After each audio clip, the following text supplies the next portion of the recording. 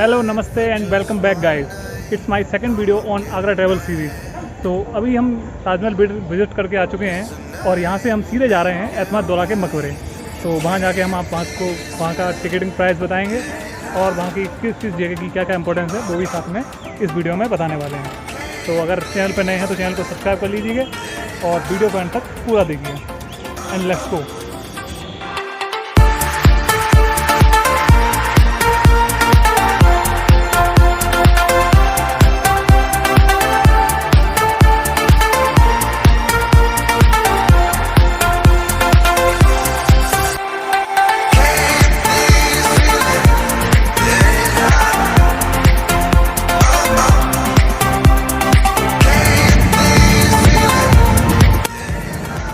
तो गाइस अभी हम आ चुके हैं अपनी लोकेशन पे एतमाद-दौला के मकबरा। तो ये है इसका कुछ नज़ारा। अब इसके अंदर चलते हैं, हम दिखाता हूँ मैं आपको अंदर का व्यू उसका। अभी कोविड-19 की वजह से यहाँ कोई ऑफलाइन टिकट अवेलेबल नहीं है, इसलिए यहाँ आप QR कोड स्कैन करके किसी भी ऐप के थ्रू या आर्कियोलॉजिकल सर्वे ऑफ इंडिया की ऑफिशियल वेबसाइट पर जाकर डेबिट कार्ड, नेट बैंकिंग या UPI के ज़रिए आसानी से टिकट बुक कर सकते हो।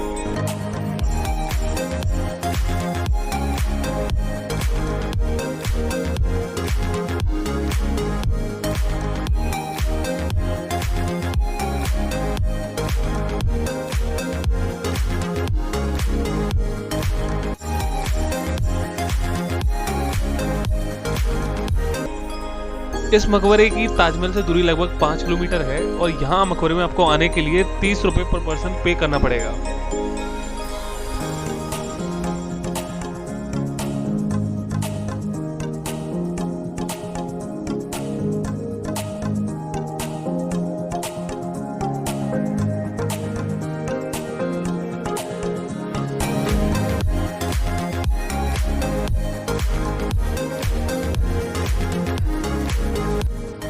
और अभी जो आप मेरे सामने गेट देख पा रहे हैं, यही है एतमाद-दौला टॉम्ब का एंट्री गेट।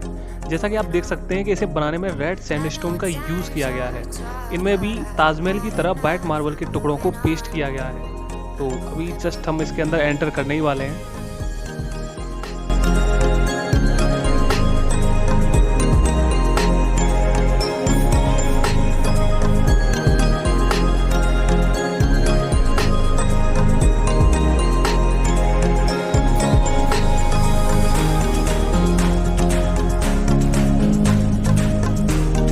सबसे पहले हम इसकी बैक स्टोरी के बारे में जान लेते हैं। तो गाइस जो एतमाद-दौला जो थे वो जहांगीर के दरबार में एक मिनिस्टर के तौर पे थे।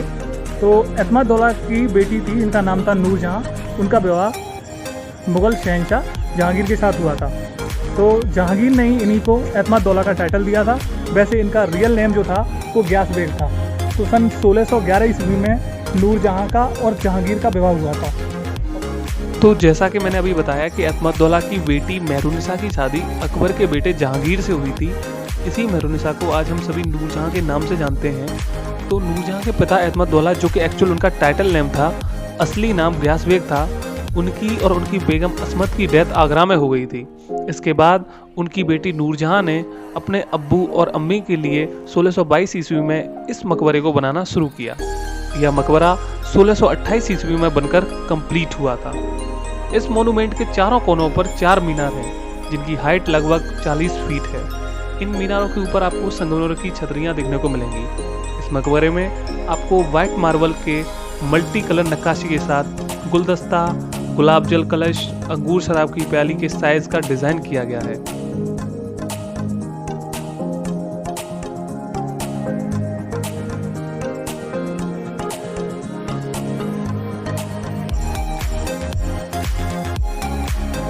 इस मकबरे में अंदर की ओर जाने पर आपको एक केंद्रीय कक्ष पड़ेगा, जिसमें एतमाद-दौला और उनकी बेगम असमत की कब्रें हैं।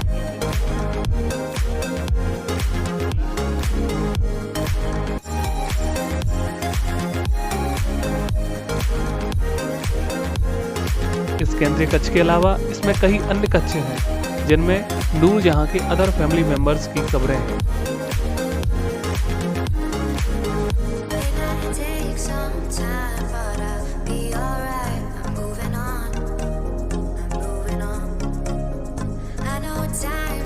अगर इस मकबरे को ताजमहल के अकॉर्डिंग देखा जाए तो ये ज़्यादा एरिया में फैला हुआ नहीं है। ये मकबरा चारबाग शैली में बनाया गया है।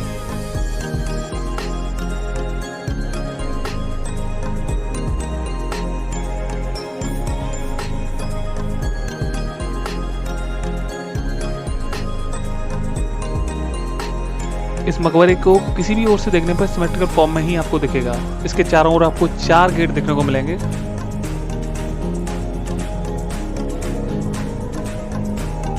जिनमें से पहला गेट एंट्री गेट है और दूसरा गेट यमुना रिवर की तरफ खुलता है और बाकी के 2 गेट सिमेट्रिकल फॉर्म के लिए बनाए गए हैं।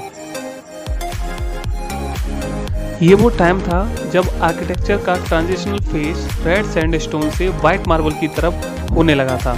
ये उस समय की पहली इमारत थी जिसको बनाने में व्हाइट मार्बल का यूज़ किया गया था। शाहजहां इससे बहुत इंस्पायर हुए थे। इसके बाद उन्होंने ताजमहल को बनाने में व्हाइट मार्बल का यूज़ किया था। इसीलिए अहमदौला को बेबी ताज या ज्वेल बॉक्स के नाम से भी जाना जाता है।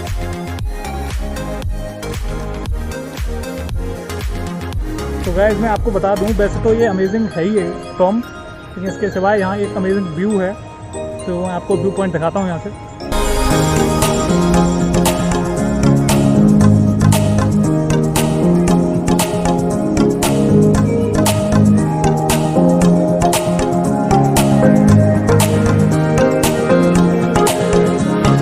तो देखो गाइस, ये उस टाइम के जो तहखाने हैं जो इस टॉम के नीचे बने हुए हैं।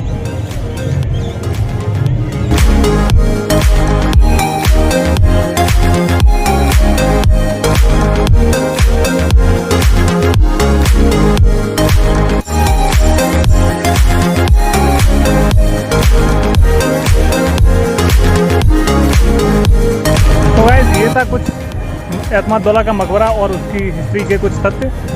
और this is the end of the blog. और इसके बाद हम विज़िट करने जा रहे हैं आराम बाग। तो मिलते हैं नेक्स्ट ब्लॉग में।